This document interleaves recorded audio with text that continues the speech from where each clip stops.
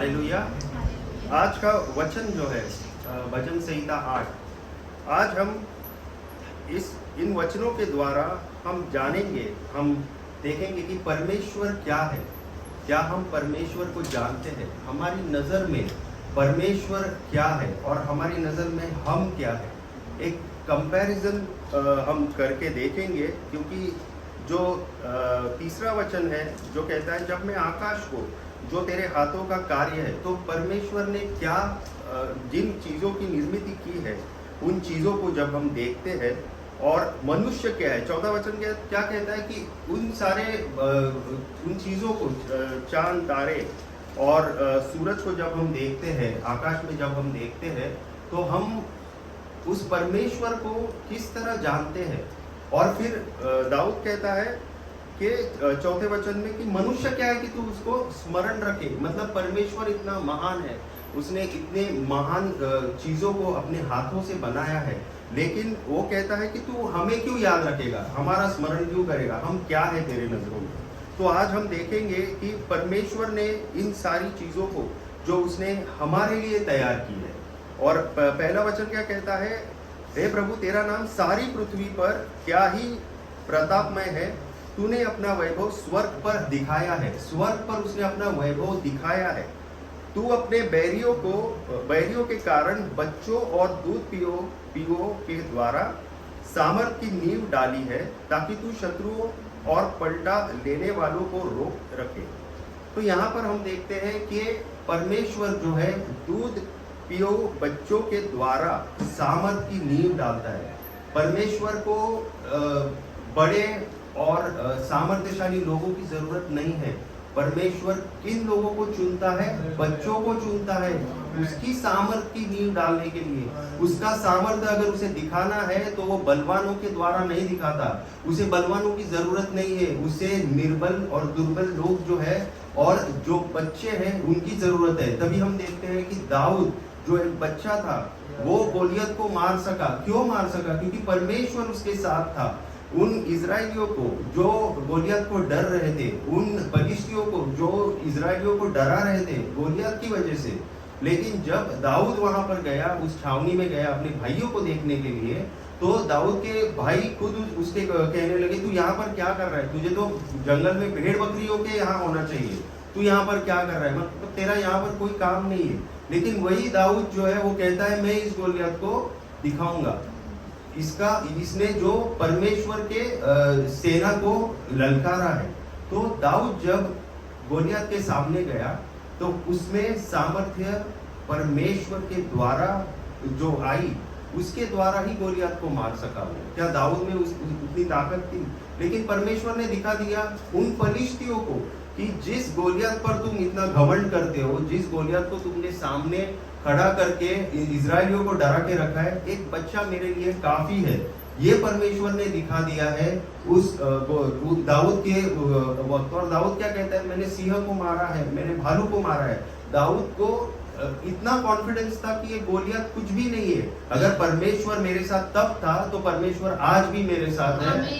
उसमें सामर्थ्य कोई नहीं है, ये वो भी जानता है, लेकिन परमेश्वर उसके साथ है। इसलिए वो कहता है, अगर मैं भालू और सिंह को मार सकता हूँ तो मैं गोलियत को भी उसका सामना कर सकता हूँ। और वो उसको मारने से पहले कहता है कि आज ही मैं तुझे मारूंगा करके।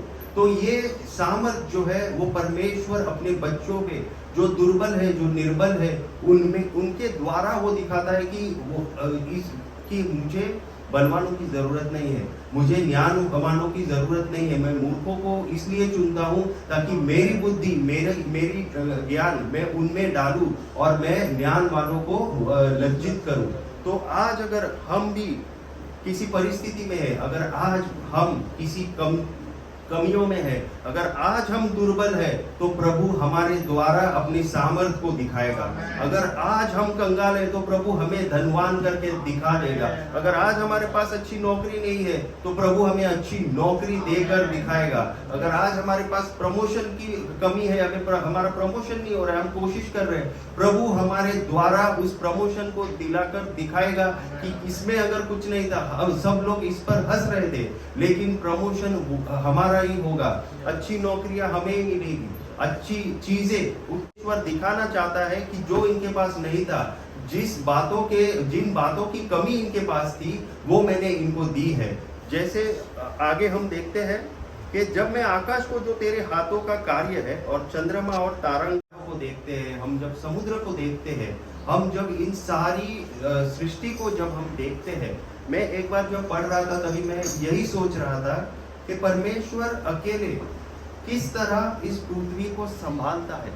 आज हम देखते हैं कि इतने अभी कॉमेट्स को हिंदी में क्या बोलते हैं, एस्टेरॉइड्स मुझे नहीं पता, लेकिन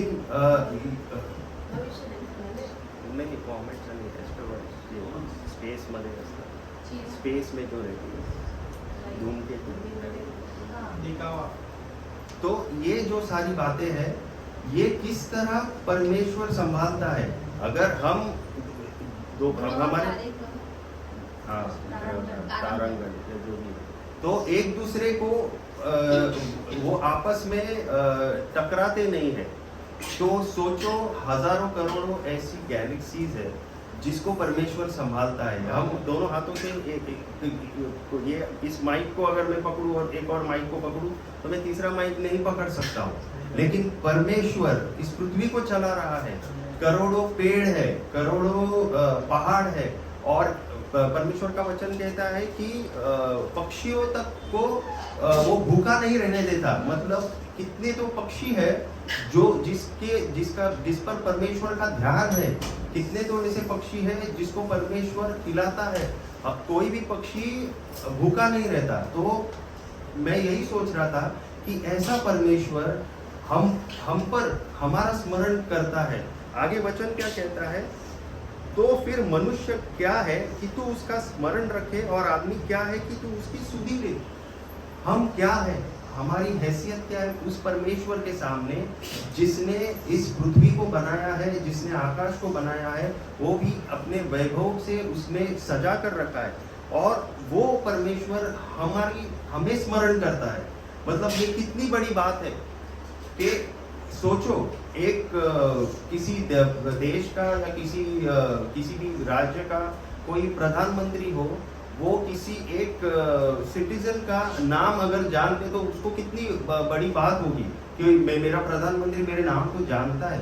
लेकिन यहाँ पर परमेश्वर जो है वो हमें हर एक को नाम से जानता है। अपने हाथों पे हमारी सूरत जो है उसने खोद रखी है।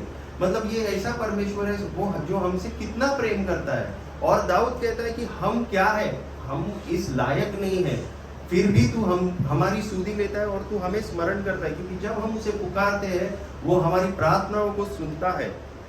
क्योंकि तूने, और 5वां वचन कहता है, तूने उसको परमेश्वर से थोड़ा ही कम बनाया है और महिमा और प्रताप का मुकुट उसके सिर पर रखा है। तूने उसे अपने हाथों के कार्यों पर प्रभुता दी है। और ये सारी चीजें जो परमेश्वर ने बनाई है उस पर मनुष्य को प्रभुता दी है। जैसे उत्पत्ति का पहला अध्याय है 26 वचन जो कहता है,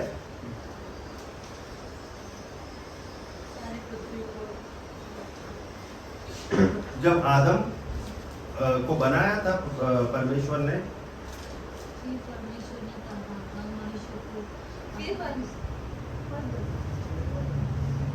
परमेश्वर ने कहा हम मनुष्य को तो अपने स्वरूप के अनुसार ही अपने समता में बनाया है।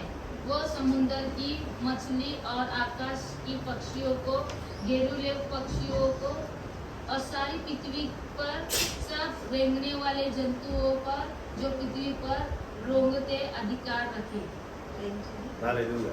तो ये सारी चीजें जो परमेश्वर ने बनाई है वो मनुष्य के लिए बनाई है ताकि हम उस पर प्रभुता करें। इंग्लिश में कहा है डोमिनियन। हमारी प्रभुता इन सारी चीजों पर हमारी है जो परमेश्वर ने बनाई है। और आगे वचन कहता है कि तूने उसके पांव तले सब कुछ कर दिया है। तो हमारे पांव तले सब कुछ कर दिया है, लेकिन हमारे पापों के कारण हम उस प्रभुता को खो बैठे। लेकिन यीशु मसीह में वो प्रभुता हमें फिर से मिली है। जिन चीजों को परमेश्वर ने हमारे लिए बनाई थी वो चीजों पर प्रभुता हमें फिर से मिली है। तो हम कमियों में जीने वाले लोग नहीं हैं। जिन चीजों को परमेश्वर ने बनाया है उस पर हमारी प्रभुता है। जिस दिन हम इस बात को समझ लेंगे, जिस दिन हम समझ जाएंगे किस अधिकार को, किस प्रभुता को परमेश्वर ने हमें दी है, उसकी आज्ञा मानने पर हमें किस प्रभुता को और किस अधिकार को हमें मिलने वाला है, तब हम उसे सच में जान पाएंगे और तब हम उसे सच में हमारा परमेश्वर जो है हम मानेंगे। और इसलिए आज हमें जरूरत है उस परमेश्वर को जानने की। आज हमें जरूरत है कि हमारी हैसियत क्या है उसके सामने। हम खुद को कितना भी कम समझे, लेकिन उसने हमें पुत्र का जो सम्मान है वो दिया है, और वो ऐसा परमेश्वर है जिसने ये सारी चीजें हमारे लिए बनाई है। और आगे कहता है, आकाश के पक्षी और समुद्र की मछलियां और जितने जीव जंतु समुद्र में चलते फिरते हैं, हे यहोवा, हे हमारे प्रभु, तेरा नाम सारी पृथ्वी पर क्या ही प्रतापमय है। तो सच में ये सारी चीजें जो है, जो मछलियां है, जितने वन पशु है, आकाश के पक्षी है, सारी बातों पर हमारी प्रभुता है।